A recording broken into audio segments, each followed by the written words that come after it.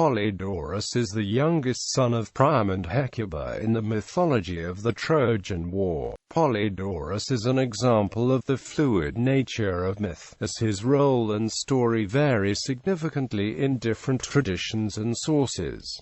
In the Iliad, in Homer's Greek epic the Iliad, Polydorus is depicted briefly as a foe to Achilles. According to this source, Polydorus was the youngest son of Priam, and thus his father would not let him fight. Achilles, however, sees him on the battlefield showing off his great speed running through the lines and spears him, ending his life. Seeing his brother Polydorus's death causes Hector to challenge Achilles.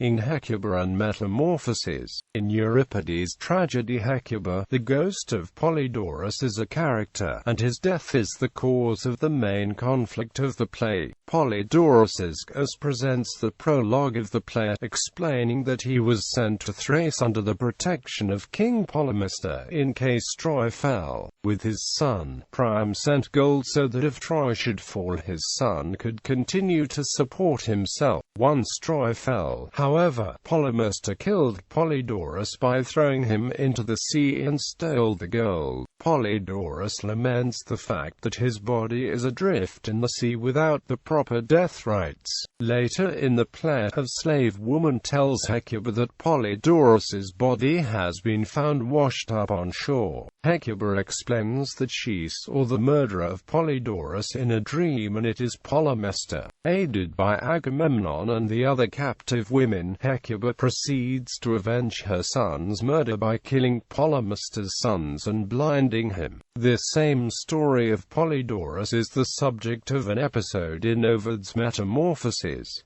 In the Aeneid, in Virgil's Roman epic the Aeneid, Aeneas lands in Thrace hoping to establish a colony for his people. The land is overgrown with various plants, and as Aeneas begins to uproot them, they begin to spout blood. The plant begins to speak and explains that it is Polydorus. The spears that were used to kill him stuck into the ground and took root, transforming into plants. It is explained that Priam sent Polydorus to Thrace with payment to the Thracian king so that he would be protected if Troy fell. When Troy did fall, the king broke his pact with the Trojans, killed Polydorus in order to ingratiate himself with Agamemnon and kept the payment. Aeneas goes on to give Polydorus a proper burial. In Fabulae, according to the tradition of Hyginus's Fabulae, Priam and Hecuba entrusted Polydorus's upbringing to his sister Ileona, who was the wife of Polymestor. In order to ensure Polydorus' safety, she raised him as her own son, while she raised her and Polymestor's true son, Deipylus, as her brother. After the fall of Troy, the Achaeans offered Polymestor Agamemnon's daughter Electra to be his wife if he killed Polydorus.